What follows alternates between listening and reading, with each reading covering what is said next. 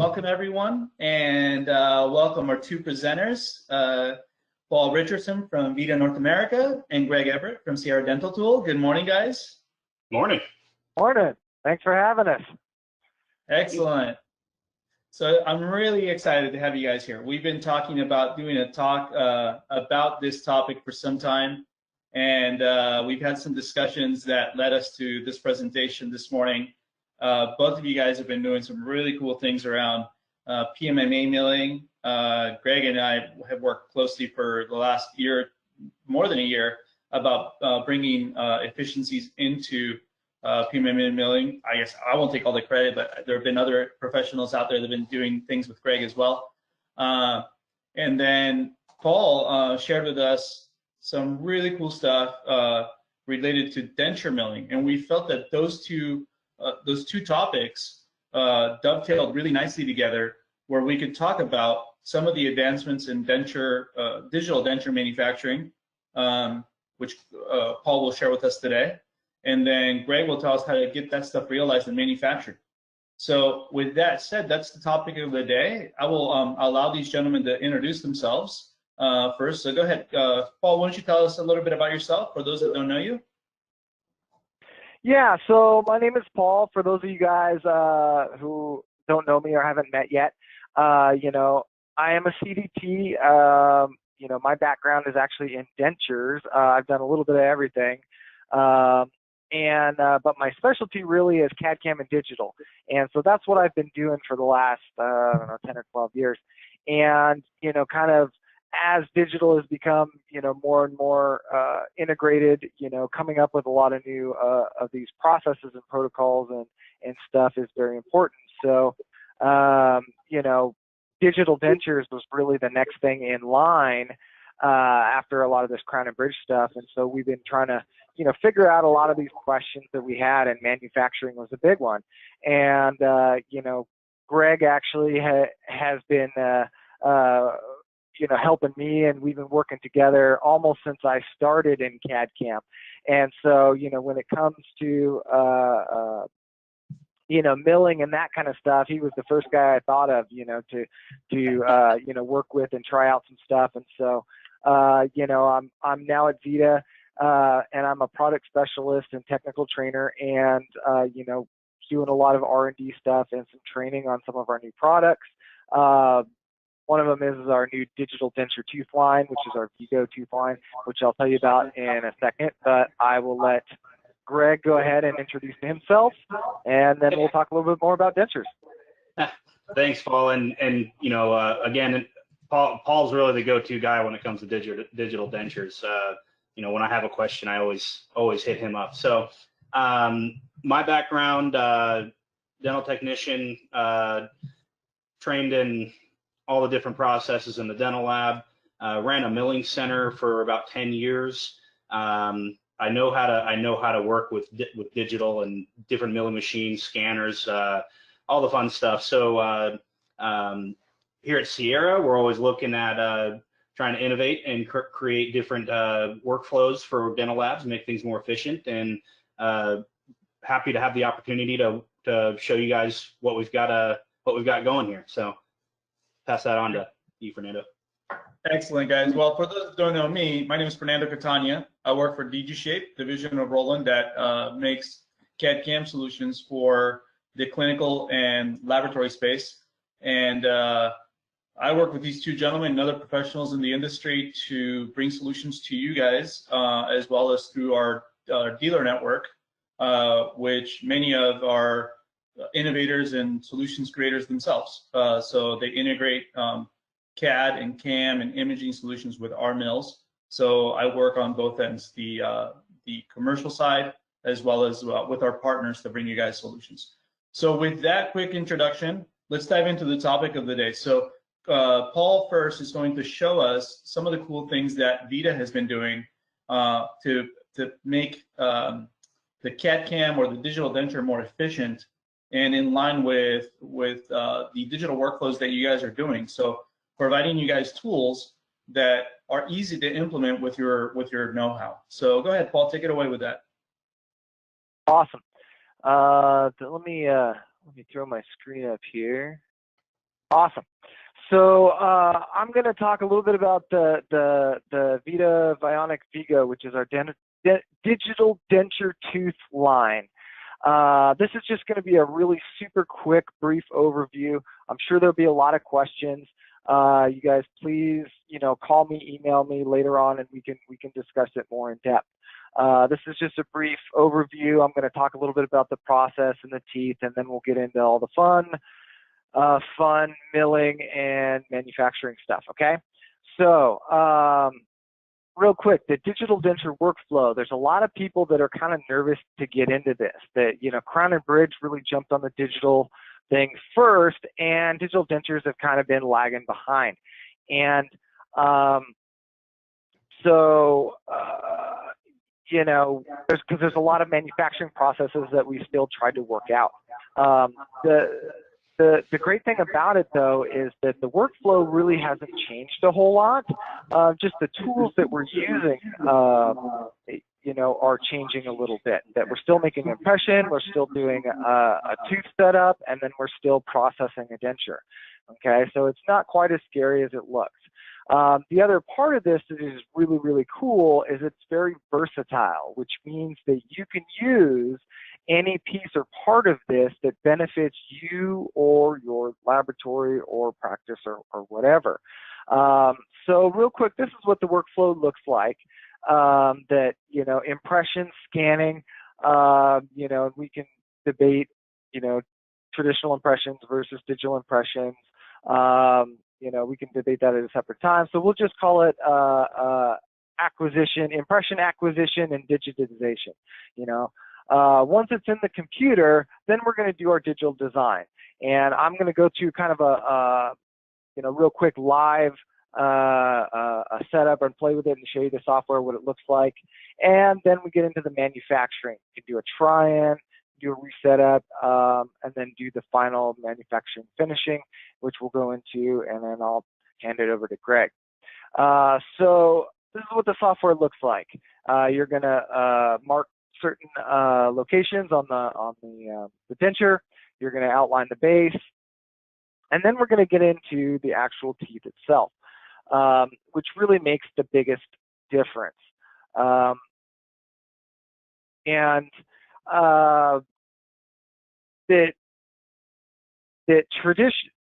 the transition into digital, what a lot of companies have tried to do is use existing denture teeth in the digital process. And the problem with the existing denture teeth is they have those very long necks, which are meant to be trimmed or cut down, and they've got undercuts because they're meant to be processed in that acrylic base through the lost wax technique. So they don't just passively insert into a printed or milled base. And so we really needed a redesign of that denture tooth for that with digital manufacturing in mind. So that's what we did, and we kind of got rid of all the stuff you didn't need. So you can kind of see what we don't need and we didn't got rid of on that tooth. Oh man, there we go. The other thing that's really cool, if you guys have ever made any of these, is that you probably have seen the incisive papillas or the gingival down there, very razor sharp papillas, and so we redesigned the tooth so that when you're manufacturing, they don't break off. When they're gluing them in, they don't have to recontour them and stuff. They're much more natural looking. Also, if you guys have ever used the gingiva in the Crown and Bridge module, it was really a pain. But they completely changed it for the denture module, and it works so much better, and you get these really nice looking adaptation to the soft tissue and that kind of stuff. Also, the teeth are tapered, so they drop right in, but they're also made so they don't rotate. There's really no ambiguity about how they go in there. They can't get mismatched. You can't put them in the wrong way. They just go in and they fit really well. They're based on our Excel and our Linguaform teeth, so these are premium digital denture teeth. And what's cool is they are a true denture tooth. You know, because as nice as those multi-layered PMMA discs get, you're never going to have that translucency or that look of a true layered denture tooth, and that's what these are. And then you can go through how hard they are and all that other kind of cool stuff. The other big important thing here is that we have provided more than 600 different setup combinations with perfect occlusion and function. All right. Now this is really important, that when you bring these teeth in, they come in pre-set up, which is going to save you a ton of time when you guys are doing your denture setups. And I'll kind of show you what that looks like in a minute. The other really big important concept here is that we need to be able to translate the precision of our design from the design to the prosthesis, or else we're completely defeating the purpose of doing all this digitally. Okay, that, you know, if we've got these teeth setups that have perfect function and occlusion, and we can't translate that to our final prosthesis, then what's the point? And up to this point, you know, some of the other companies and some of the other techniques have been using uncured resin, milled teeth, and carded teeth in this kind of process. The problem that creates is that uncured resin is very, very viscous, very thick, and because those teeth have undercuts and whatnot, they're working with 150 to 170 micron gap. Okay, so there's a huge amount of room there for movement of those teeth. So when we've gone from our really precise design and then we lose it when we're getting to our manufacturing, then we've defeated the purpose of this digital process. So to be able to do these at a 20 micron gap, okay, that's smaller than most of you guys are using for crown and bridge.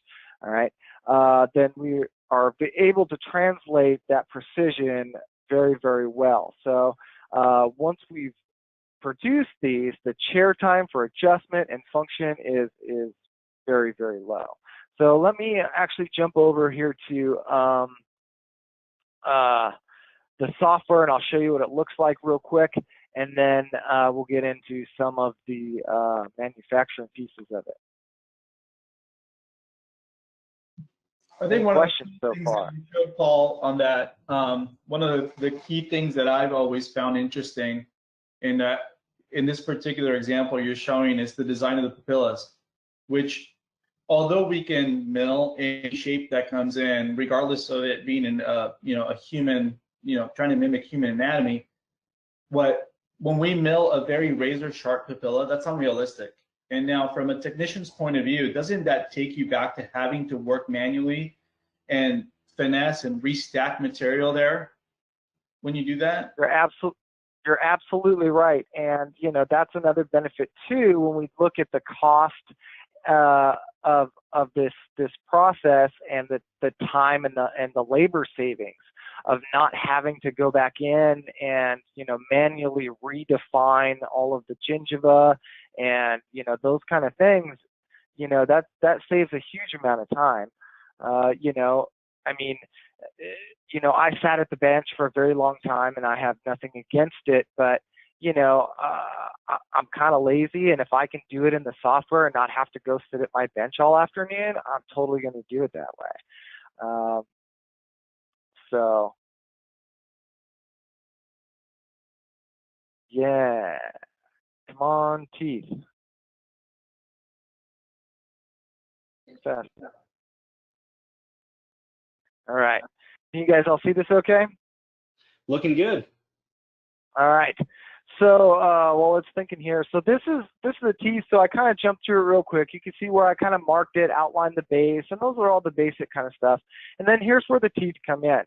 Now, here in the drop-down menu, there's several different libraries, but in the VITA library, and we've got our Vigo teeth, and it's divided up. We can do triangular, rectangular, ovoid. Our setups, we can do, lingualize, buccalize, crossbite, Gerber, and you can even mix and match. If we uncheck this here, we could do, one side lingualize, one side, crossbite if we wanted to. I don't know why you would, but, all kind of versatility. It is going to recommend sets that come together, but again, you can mix and match it however you want. Now, once it's in here, like I said, you know, these posterior teeth come in perfect occlusion and perfect function, so we really don't want to mess with them a whole lot. So all I'm really going to do here is, you know, maybe take a look and mess with some of these anteriors. There, let's look at our original bite. Hey, maybe I'll bring this forward a little bit. Hey, I like that better. Cool. And, you know, if I want to move those posterior teeth at all, I can move them as a group, you know, and kind of rotate them out like this. Okay, that's a little more over the crest of the ridge. Hey, I like that better, whatever. But other than that, I'm really not going to move them a whole lot.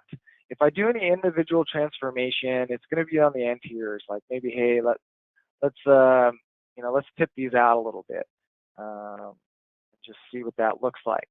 And then, you know, just to make sure that I haven't messed anything up and ensure, you know, proper function, we can turn on the articulator here. And I'm going to get rid of it, so on my way, and you know, go through, you know, some of these excursive movements here. Now, when I turn that off, hey, I like all of this here. Oh, hey, man, those are hitting a little hard, you know. So, you know, if I turn on the opposing, what do I see? Yep, those are hitting a little hard. Maybe I shouldn't have tipped them out. Maybe I'll put them back. Here, I can see, oh, lingualized occlusion, exactly what I asked for. So, you know, you can characterize it. You can move these teeth a little bit, just as long as they're going to function, to individualize it, you know, so it doesn't look so much like a denture tooth, but I'm really not going to mess with these posterior teeth at all. Then when I have it, thank you, I'm going to go forward towards, you know, manufacturing of either a, you know, a try-in or the final. And come on. Perfect, that's what I was looking for. So it's going to ask me here about drill base compensation. So real quick, when you guys are setting this up at the very beginning, VITA Bionic base type, you want to set it up as a base with artificial teeth, because what this is going to do for you is it is going to provide that output STL with both the monoblock and that base with the tooth pockets. Okay, if you leave it at the default, which is just the monoblock, it's going to give you the monoblock and no base. So always use this one, it'll give you both. And then down here in the manufacturing process, if you select milling, it is going to give you that opportunity for the drill compensation, whereas if you select printing, it will not. Okay, so this is what that looks like. So drill compensation, drill radius, which is something I am going to throw over to Greg in just a minute.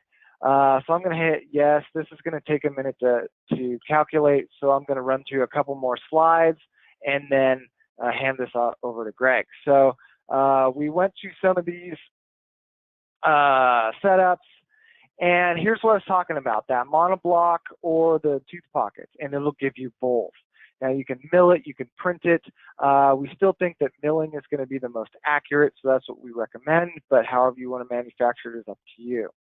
You're going to remove the sprues, blast the cavities, put in the bond, put it on the tooth, put it in the pressure pot for about 20 minutes, and you've got a rock and roll denture. So here is my info.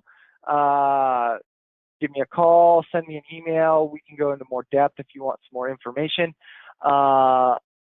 And I am going to kick this over to Greg to talk more about the manufacturing part of this. Actually, Bob, if you don't mind backing up a little bit, you brought up some really cool points. If you don't mind going back to your three-shape design, so that what Greg goes into, it has a little bit more context for our attendees. But you mentioned two very cool and I think essential things for manufacturing in mind.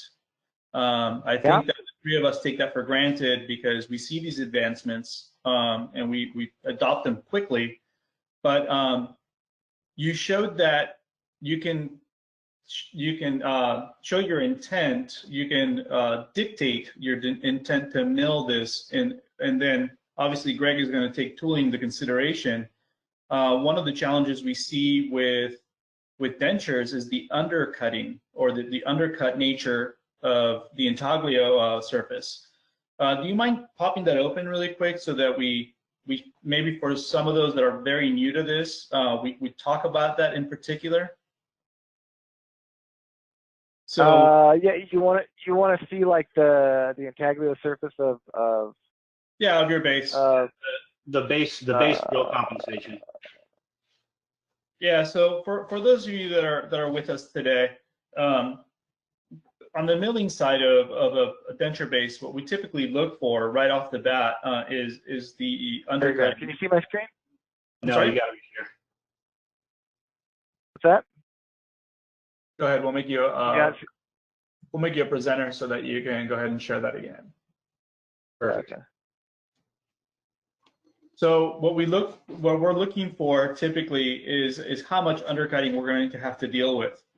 Now in milling, if we get really detailed about it, the machines have articulation that permit or attempt to get into that under pocketing, right? So the machines will articulate that disc 30 degrees in tilt, and the tool will attempt to get there. One of the things that we kind of take for granted is that in the design workflow that Paul is sharing with us, that's been taken into consideration so that when we manufacture this restoration, we can actually produce it, and we're not going to have to finesse this by hand. There's another feature that Greg, that I'd like for Paul to touch on, is he did a lot of stippling on this case with milling in mind, so that the end result would be very natural. So Paul, do you mind telling us a little bit about how you did that and why you did that? Yeah, for sure. If I can find screen here again. There you go. If you guys see the stippling has been sort of exaggerated on purpose. So this. Yeah, so that's exactly right. One of the things, it's still building it, but once it gives us the gingiva, it gives us the option that we're used to in the tools. If you've used 3Shape, to sculpt, wax on, wax off. And so a lot of the stippling I would normally do in wax, I've done in this, sculpting with the sculpting tools.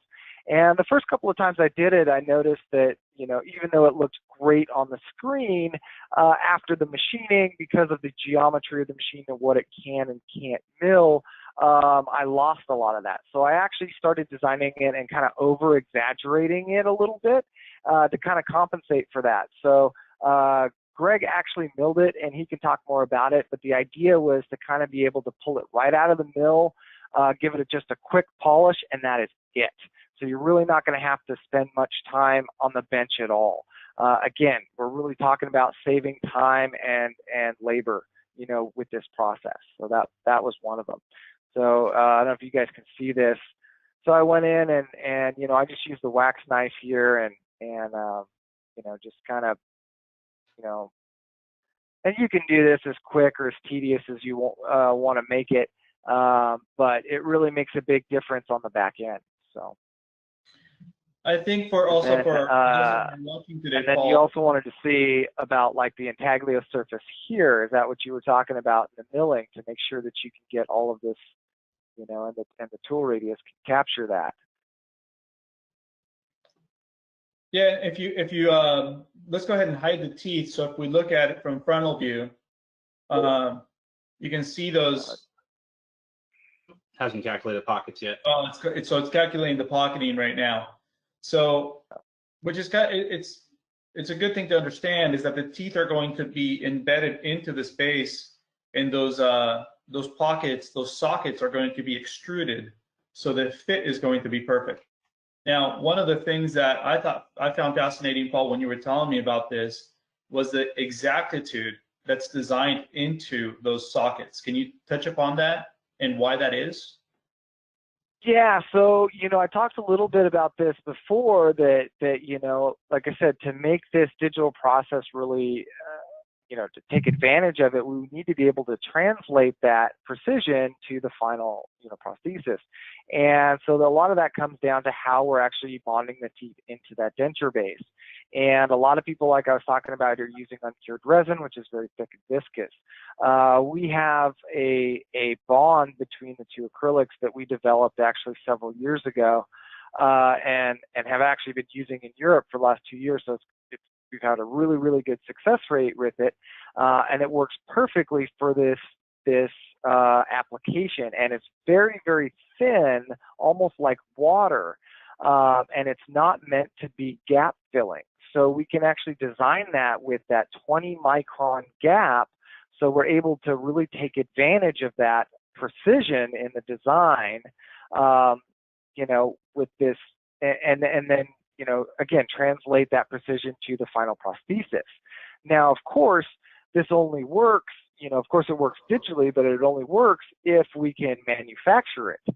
So, again, with kind of digital manufacturing in mind, these tooth pockets and the radiuses of these digital denture teeth were designed so that you could mill everything with a 2 millimeter burr, which again, I'll let Greg talk about a little bit more, but, being able to use such a large burr manufacturing, again, is going to save lots of time, money, and, tool wear and all of that as well. So, we really, VITA did a great job and really forward thinking, when it came to this. And this has taken forever to calculate. So if one of you guys wants to throw some other stuff up here, go for it. And we can come back to this in a minute. Yeah, I think, Paul, we'll leave that calculating. We'll kick it over to Greg, and then Greg can tell us about what it would take to manufacture this with the exactitude that you just described. And also, he can tell us about tooling, and then ultimately how long it would take. I'm particularly, I don't like to jump to how long things take first, but one of the sticking points with digital dentures has been, I don't want to put it so bluntly, but it's kind of racing against the traditional process. The traditional process has been kind of perfected for a very long time, and it's quite efficient. While maybe a denturist may not consider it so, but there's different levels of efficiency there. But if we're racing the traditional process, we have to take that into consideration. We can't just do something because it's going to be prettier or more modern or more technological if at the end it takes us forever to do it. So you're absolutely right. We keep coming back to that this has to be efficient. It has to be cost effective and all of that, to really take advantage of the digital process. So you're right. Yeah, time comes into a factor. So. Well, and even if you're, 1-to-1 or a little better than 1-to-1 with a digital process, the thing that's, often overlooked in these sort of conversations is the scalability of digital. If I can make one, I can make 100. All I need to do is add equipment. And so you don't have to add, you don't have to add that human capital in order to scale your business. So that's for me, it comes down to the bottom line, and that's a huge benefit to digital.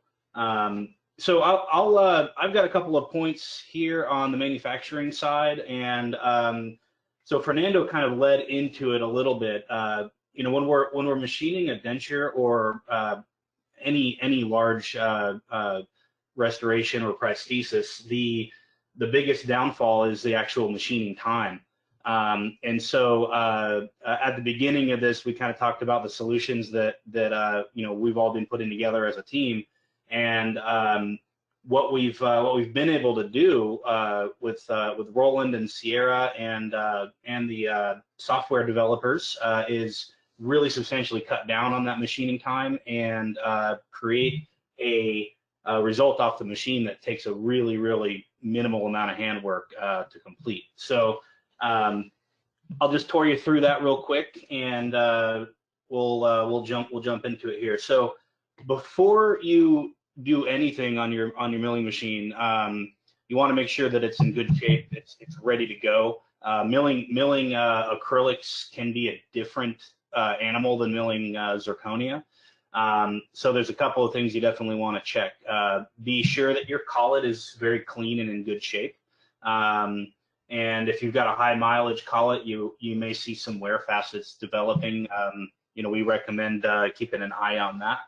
And then, obviously make sure your machine is up to maintenance. Make sure that it's been freshly calibrated. And then with PMMA, it tends to get pretty. There's a lot of debris that's created in the mill while it's being machined, and so be careful when you're loading the puck not to have any debris in the puck that could cause it to be misaligned. Once you've checked all those boxes, we're ready to jump into the nesting. And so this is Millbox. If you're not familiar with that, it's one of the nesting softwares that's out there. And the solution that Sierra's put together with a special roughing tool is already integrated into this.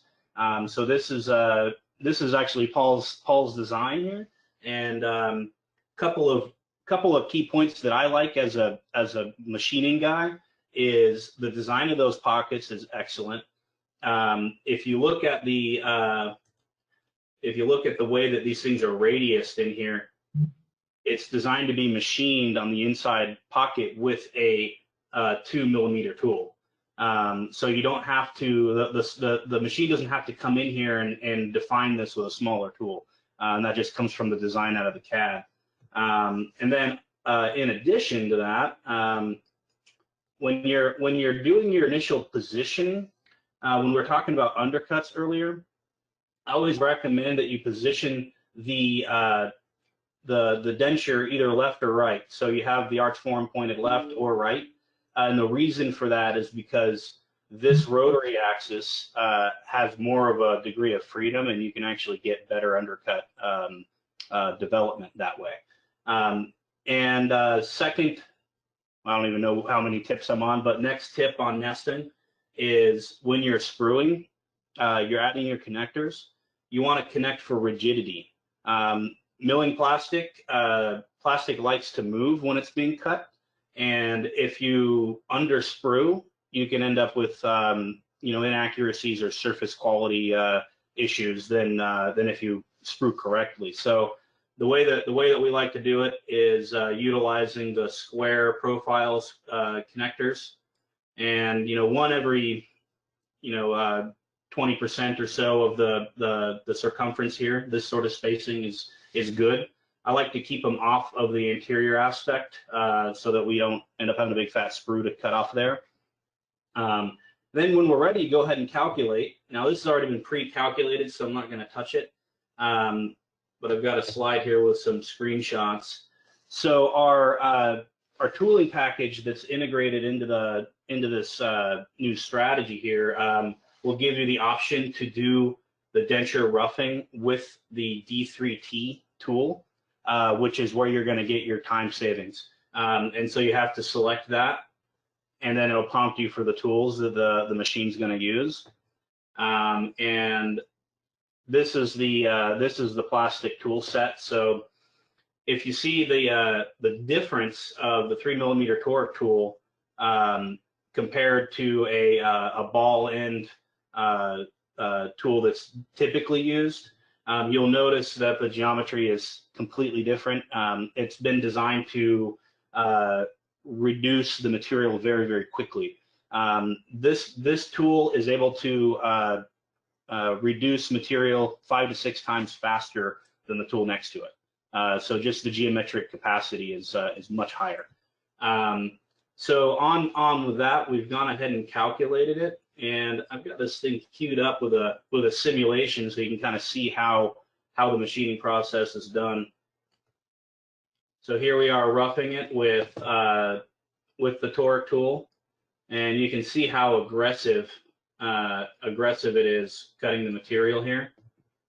And we actually rough the entire base in about 30 minutes. And if you are utilizing the 2mm tool to do that, that roughing time alone would be about 2 hours.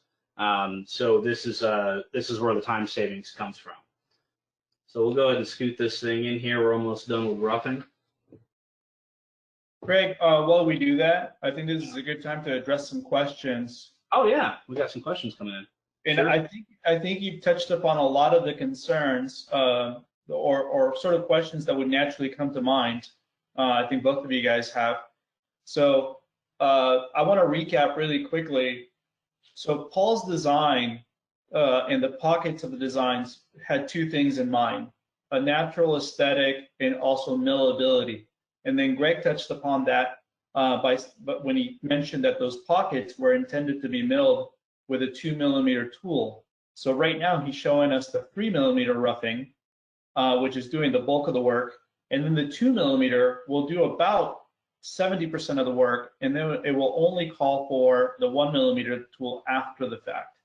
So that pretty much gets us to the point where Greg is at now with efficient manufacturing of a very natural design. To tie that into the questions, one of the questions, and I'll address the two biggies here. One is what thickness of base are we utilizing here? So I'm assuming, Hassan, that you're talking about the puck or the stock itself. So Greg, address that really quickly. What puck are we dealing with? So this is the denture-based material that VITA's marketing. Thanks, Richard, for sending that over here. And it's actually a 26mm thick puck. Richard, can you maybe speak to the availability of different thicknesses? Yeah, it comes in both the 26 and the 30mm. Just kind of depending on what your needs are. It's like anybody who's done any chairside milling, the blocks come in the different sizes, and you're always going to want to pick the smallest block that you could fit it in because it's the least amount of material that you have to cut away, right? So if you can fit it in a 26, put it in a 26. If you've got some like really high ridges, in the posterior on something, and you need a 30mm, use a 30mm. So, but more or less, those are the two sizes I think that that we have them available in. Yeah, and then I think this takes us to the next step, which Gary's asking. The teeth come in prepackaged form. So yes, we'll confirm that, Gary. What happens in an instance where the base is not thick enough to allow mere insertion of the teeth? I think there's two implications there. One is design, the other one is stock choice, and that's why we pose the questions in this order. So can you, Paul, why don't you address first the insertion of the teeth into the sockets, and then see what the implications are in stock selection. So if I understand the question right, they're asking what happens if there's not enough space between the tooth and the bottom of the denture base, like it goes through. Is that what they're asking? In the past, yeah, we just ground on the denture tooth and we put it in the wax and stuff. And we tried to redesign them so that was not necessary to do any bench modification like that. And if you're in a situation where you have that little room, you really need to kind of go back and look at the case itself and see exactly why and if there's other reasons. Yeah, if you're really that limited on space, there's not really a good solution for that. But, in my experience, that's a very, very, that's kind of the exception. So, did I answer the question? Yeah, I think the digital teeth are actually substantially shorter than a standard, manual denture tooth. So I don't think that that's as much of an issue as you might think it is.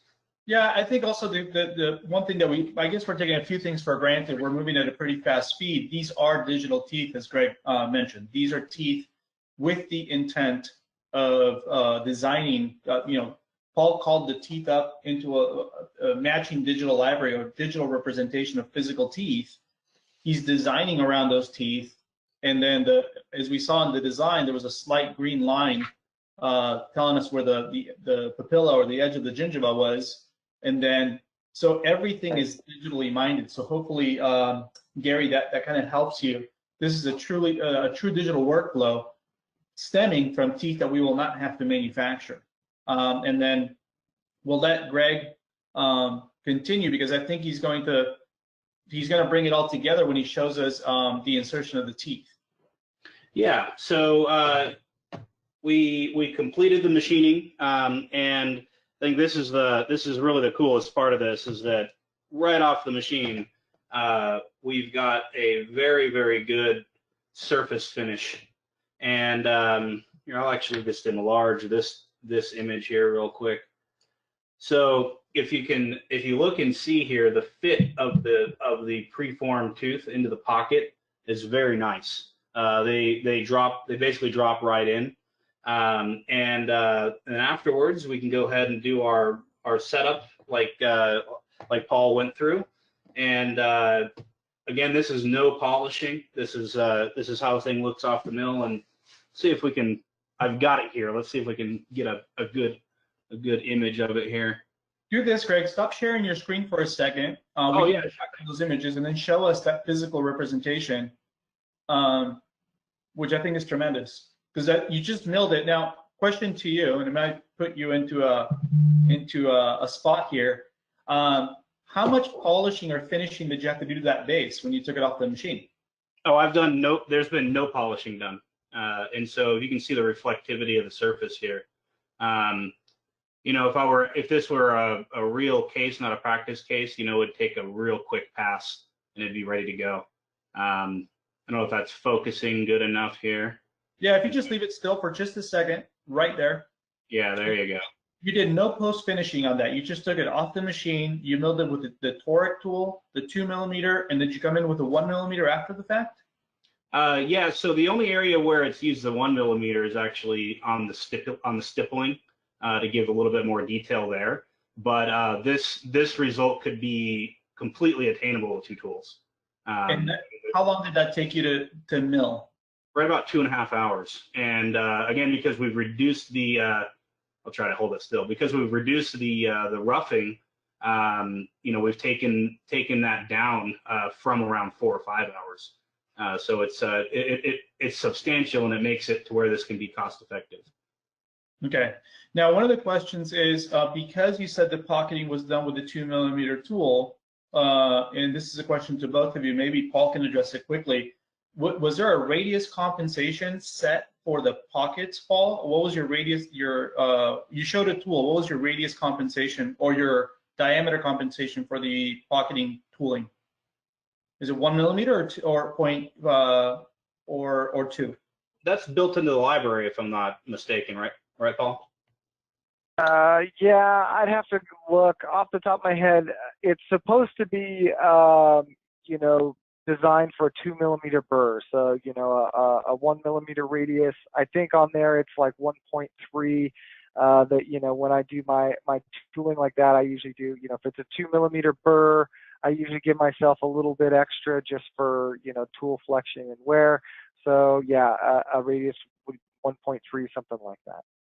So, and we apologize for many of you that maybe this is a little bit too technical. There's an important, the question was posed, that's why we addressed it, because I think we have different levels of maybe of know-how in the group, but that is a key component of digital manufacturing with the end in mind. So Paul's answer is kind of cool, because he's saying, you know what, I really didn't have to address that because it's already designed into the library. So that contouring, because it's intended for, he said he was going to mill this at the end, already takes into consideration a 2 millimeter radius for the pocketing. And then when Greg did the manufacturing, he went through 3 millimeter, 2 millimeter, and then the 1 millimeter addressed all that finessing and stippling and really, you know, the high aesthetic, that natural look that Paul had designed into the case. So I love this. I love this workflow because it is obviously it has to meet the fit and the comfort of the case, but ultimately it's a realistic aesthetic case that gives you a premium product in an efficient amount of time.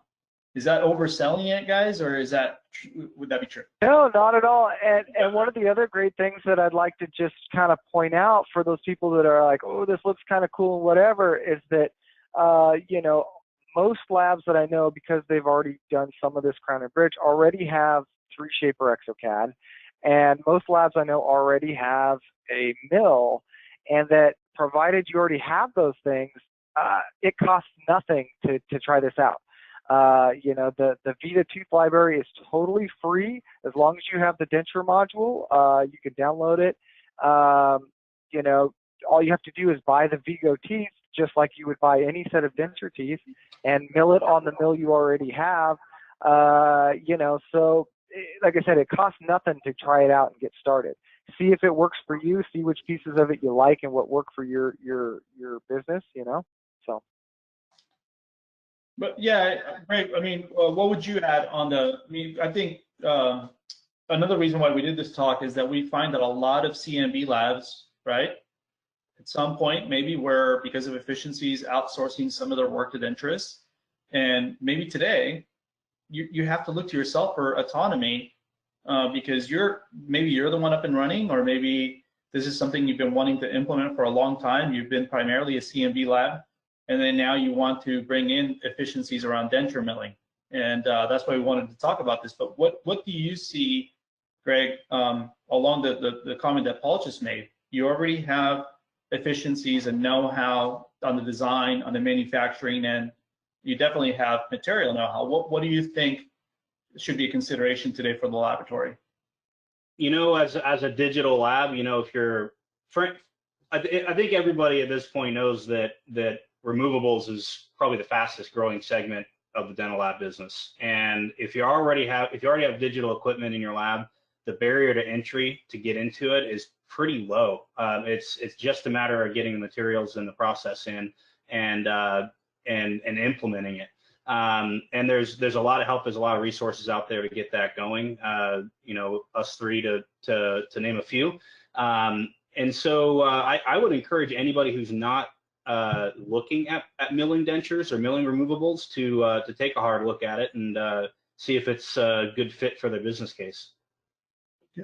Yeah, and I also thank you both for that. I'm trying to pose the questions that I believe our attendees would be interested in from a sort of a novice point of view. You guys both having years of experience, like many of the people that join us today. So maybe my questions are a bit simplistic, but let's go back to let's go back to questions that our panel's asking, and they're challenging, you know, because they're, you know, we kind of know what to expect from one another. But let's take a look. So Gary, I think, is continuing along the lines of, I believe, Gary, you're looking at teeth you're looking at card teeth that have not been digitized. That's my assessment of your question. So I'll pose the question to the guys. So further to the question prior, immediate denture design does not always allow sufficient room for full teeth. In there, I would put a parentheses, full teeth that I don't have a digital library for, right? And then how do I take packaged teeth after my design is done and insert them into pre-milled base with sufficient space? Am I to assume, Paul, that those are teeth that I don't have a matching digital library for? If he's talking like partials and stuff, like you know, part of what we're I don't want to say fighting because that's the wrong word. Part of the thing that we're still working on as we're growing this digital technology is all, you know, aspects and applications that right now the software is written for a full denture over full denture, and that is kind of the approved workflow that is out there. And I know that everybody's super excited about digital dentures, and so, you know, full dentures over full dentures is kind of boring. They're like, well, what about this? And what about this? And what about that? You know, and I love that attitude because that's me too. But we haven't quite got there yet on some of the stuff. So we're still working on, you know, solutions for like a full denture over natural dentition, because with you know, pre-manufactured teeth, there's no way to mill or adjust that, you know, the anatomy on the occlusal surface. So you'd have to end up doing that by hand. how can we solve that digitally? I don't know yet. We're still working on that. RPD is the same thing. RPD frameworks, if you guys are doing digital design on RPD frameworks, I've been doing that since 2014, and it is awesome. I totally recommend it. But how do you integrate, these kind of digital teeth into that yet? And that's not quite there, because I don't know, we're still working on a solution to get that denture base onto that metal framework. I've been working with some other labs and some guys, and we've got some ideas. Same thing with like a printed digital denture over an implant framework. So all of these things, we're working on it. We're working on different solutions, but we don't have all of the answers yet. You're just going to have to be a little patient with us. This is new, not just to you guys, but to everybody. And so, we're doing the best we can as fast as we can, and we appreciate your input, your enthusiasm, and everything that you guys do for us. So anyway, I know that was kind of a long-winded answer, but hopefully that answered your question. I think these are every case. What I find fascinating about the denture world, or the dental restoration world, I've been sort of an spectator and sort of a business developer for about 10 years in this segment, but I don't come from this world. So I still find so many things fascinating, is that there are so many challenges. We find with every solution, we have that sort of that impetus to look at the next thing, right? So one of the things that we were talking about is that not only does this work for removables, but it also, you could take the same efficiency and capability for a structure over an implant bar, right? So it doesn't really stop here, because you can take a milled base and you can screw it to a substructure, correct? Which is, so it's almost like industrial design in constant evolution, right? Yeah, and we're working on all of those things. We just don't have, solutions quite yet. But yeah, all of those things are absolutely right, and I'm testing all of those things. So yeah. Sorry, go ahead. All right, I'm always very sensitive to the questions in the panel. So I don't like going to presentations where I ask questions and they don't get addressed. So we have 4 minutes or so to be respectful of everyone's time. If you guys are okay with us stretching a couple more minutes to address your questions, go ahead and put it in the panel. But there are 2 questions, and they're poignant questions. One of them is, how long did it take to design? Can you give us a quick answer, Paul, on how long does it take you to design a denture? It really kind of depends, on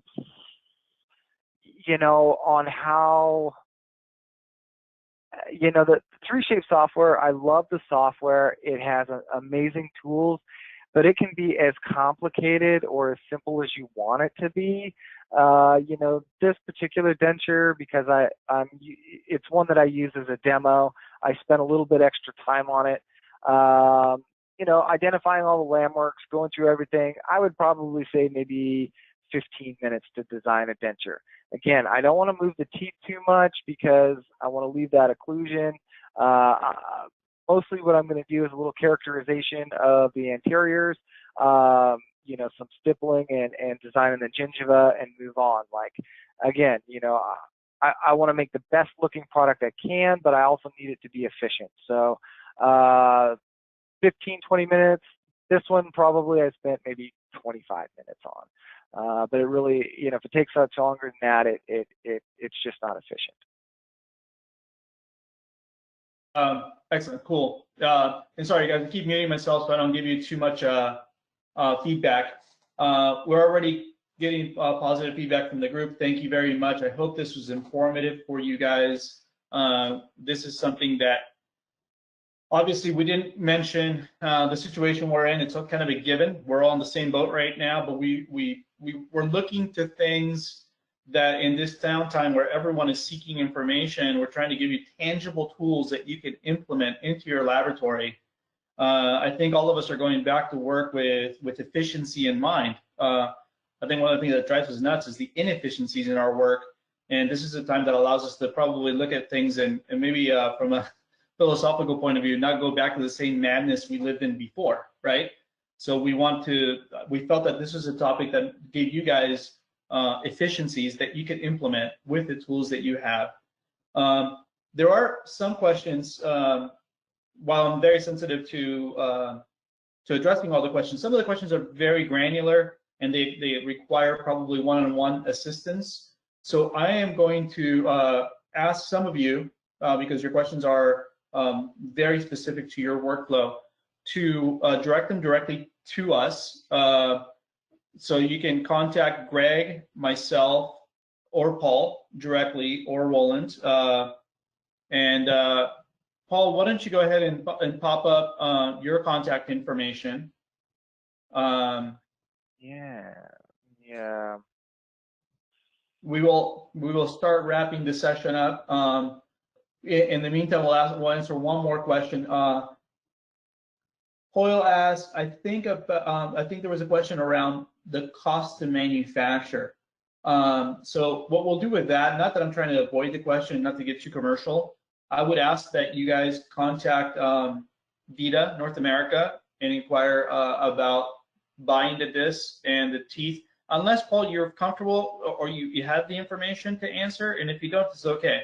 So yeah, I don't, I'm the technical guy, so most of the time I don't see the dollar signs.